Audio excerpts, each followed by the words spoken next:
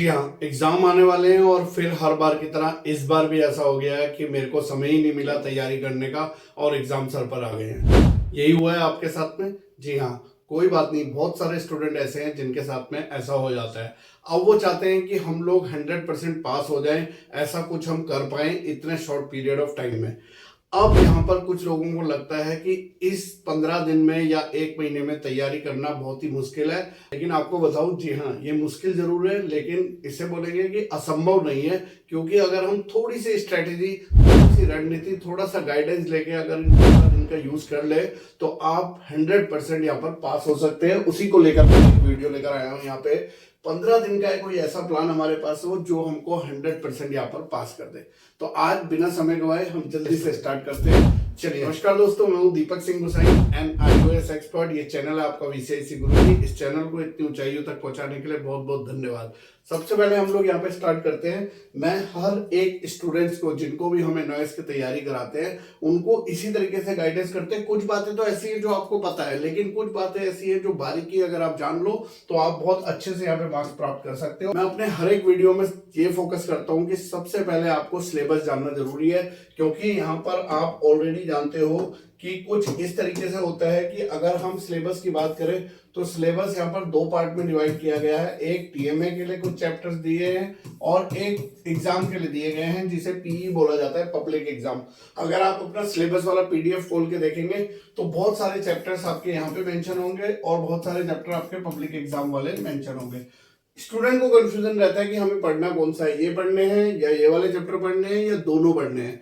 तो यहाँ पर आपको बताऊं, मैं उन स्टूडेंट्स की बात कर रहा हूँ जो पब्लिक एग्जाम देने जा रहे हैं। या तो आप एग्जाम अक्टूबर नवंबर में दे रहे हैं या फिर अप्रैल और मई में दे रहे हैं। तो आपको क्या करना है, यहाँ पर ये जो TMA वाले चैप्टर्स हैं ये नहीं पढ़ने हैं, क्योंकि ये टोटल मार्क्स असाइनमेंट्स के लिए होते हैं।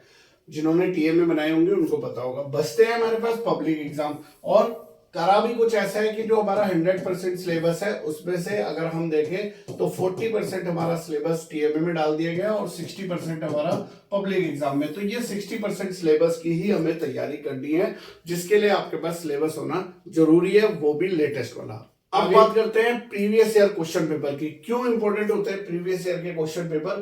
क्योंकि यहाँ पर जब हम लोग तैयारी करने जाते हैं प्रीवियस ईयर क्वेश्चन पेपर से, तो वहां पर हमको कौन से क्वेश्चन पेपर मिलेंगे जो पिछले साल अक्टूबर में आए हो या उससे पिछले साल अप्रैल में आए हो। तो यहाँ पर रहते हैं अलग अलग set, set A, set B, set C, उसी तरीके से यहाँ पे भी सेट A, B और C। तो अगर आप ये कुछ क्वेश्चन पेपर उठा लेते हो और इनकी प्रैक्टिस करते हो, उसमें ये देखते हो कि हमको कौन से क्वेश्चंस आ रहे हैं और कौन से क्वेश्चंस नहीं आ रहे हैं। जो क्वेश्चंस आ रहे हैं वेल एंड गुड, जो नहीं आ पा रहे हैं तो उनको सर्च आउट करो, उनको देखो, उनके आंसर प्राप्त करो और उन क्वेश्चंस को भी करने की तैयारी करो।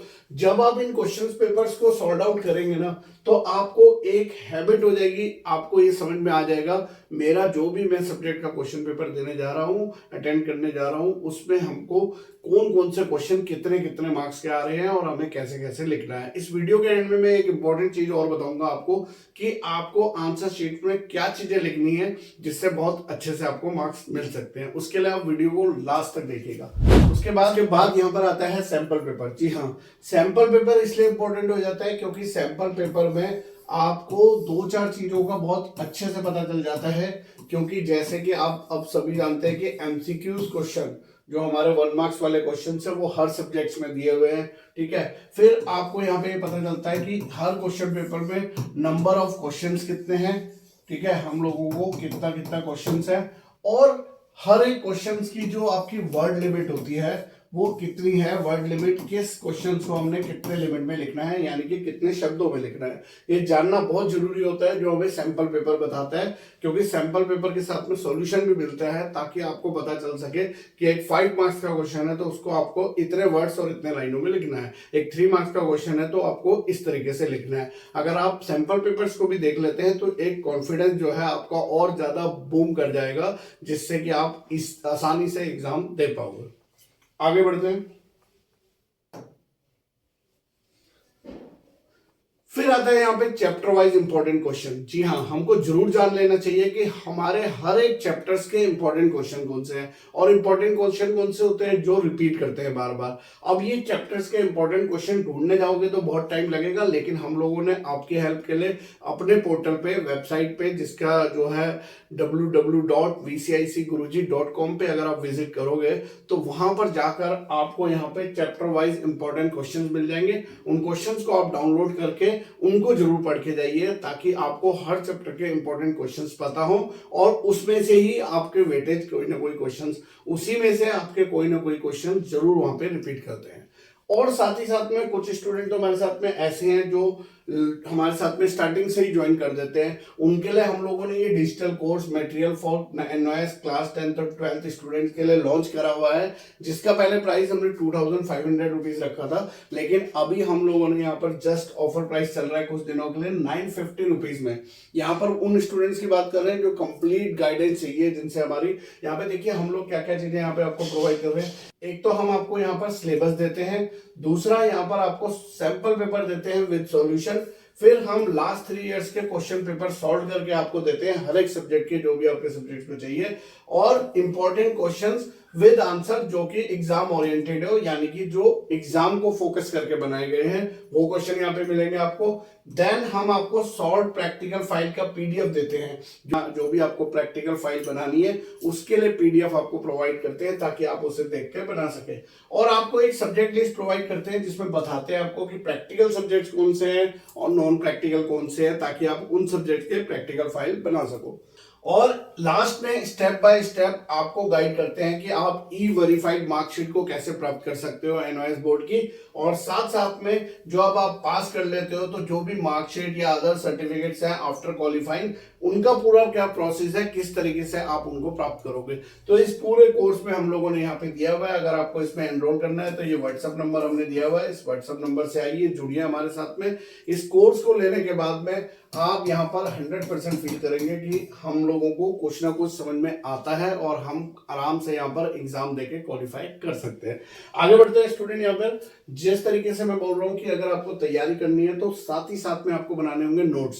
सब्जेक्ट्स के नोट्स किस तरीके से बनते हैं, जो उसमें इंपॉर्टेंट टॉपिक्स हैं उन टॉपिक की हेडिंग आपको लिखनी है, और साथ साथ में उस चैप्टर की एक छोटी सी समरी बनानी है जिसमें आपको ये चीजें हो कि इस चैप्टर में ये चीजें गिवन है, ताकि रिवीजन के टाइम पे आपको ये नोट्स ही काम आएंगे। रिवीजन के टाइम पे आपको बहुत ज्यादा चैप्टर्स पढ़ने का टाइम नहीं होता है, उस वक्त आप ये नोट्स से इंपॉर्टेंट टॉपिक और समरी देखकर बहुत आसानी से अपना जो है पेपर को सॉर्ट आउट कर सकते हैं। आगे बढ़ते हैं स्टूडेंट। अब सबसे इंपॉर्टेंट चीज जो इस वीडियो में मैं बता रहा था कि लास्ट में आपको बताऊंगा कि आंसर शीट में आपको कैसे लिखना है। सबसे पहले तो आपको मैं बता दूं, जब भी आप कोई टॉपिक लिख रहे हो, आंसर्स लिख रहे हो, तो आंसर्स आपको पॉइंट वाइज लिखना है। अब आपको पॉइंट वाइज बोले तो मतलब कि आपको बार बार पैराग्राफ में नहीं लिखना है, आपको कोई भी आंसर लिखना है उसके पॉइंट डालिए, 1 पॉइंट, 2 पॉइंट, 3 पॉइंट, और उसको लिखिए। क्योंकि यहाँ पर जब भी हम एनवाइस बोर्ड की आंसर शीट चेक करते हैं, इवन हम लोगों ने भी बोर्ड कॉपीज चेक करी हुई है, तो वहां पे हमने देखा है कि उन स्टूडेंट के मार्क्स ज्यादा आते हैं जो अपने आंसर्स को पॉइंट वाइज लिखते हैं। साथ ही साथ में आपको क्या करना है कि अपने आंसर्स में जो भी आप टॉपिक को एक्सप्लेन कर रहे हो उसकी हेडिंग लिखिए। हेडिंग को जो है किसी ब्लैक पेन से या किसी कलर पेन से जरूर जो है पॉइंट आउट करिए, ताकि हेडिंग्स भी पता चल सके, और हेडिंग्स को अंडरलाइन करिए। अंडरलाइन करने से आपको क्या होता है कि वहां पे फोकस हो जाता है कि आप एक पर्टिकुलर चीज को एक्सप्लेन करने जा रहे हो। और लिमिटेड वर्ड्स में आप लिखिए। अगर आपको बताया गया है कि 2 मार्क्स का क्वेश्चन है तो 2 मार्क्स के लिए जो वर्ड लिमिट बनती है, जो सैंपल पेपर में गिवन है, उसके अकॉर्डिंग ही आप आंसर लिखिए, उससे ज्यादा मत लिखिए। ऐसे ही 3 नंबर का आएगा, 5 नंबर का आएगा, तो जो भी वर्ड लिमिट है उसी वर्ड लिमिट में आपको आंसर्स लिखना है। नीट और क्लीन तो आंसर शीट आपकी होनी चाहिए, लेकिन साथ साथ में एक चीज का ध्यान रखना है कि जितना मैक्सिमम हो सके ज्यादा से ज्यादा आप आंसर शीट्स को फिल कर सको, ताकि आपको ज्यादा से ज्यादा मार्क्स मिल सके। और इसके अलावा अगर स्टूडेंट कोई प्रॉब्लम होती है तो हमारा ये चैनल है VCIC गुरुजी, आप लोगों ने सब्सक्राइब किया है, बहुत बहुत धन्यवाद। जो लोग नए आए हैं, पहली बार इस चैनल को देख रहे हो, तो एक बार प्लेलिस्ट में जाके आप देख सकते हो कितने इंपॉर्टेंट वीडियोस आप लोगों के लिए दिए हुए हैं NIOS से रिलेटेड। और ये 2 व्हाट्सएप नंबर है हमारे, इस व्हाट्सएप नंबर का स्क्रीनशॉट लेके आप हमारे साथ जुड़ सकते हो। हमारी टीम आपकी हेल्प करेगी आपको इस 15 दिन के प्लान को बनाने में। तो चलिए स्टूडेंट, फिर आएंगे एक नई वीडियो के साथ में, तब तक के लिए बाय बाय, धन्यवाद, जय हिंद, जय भारत।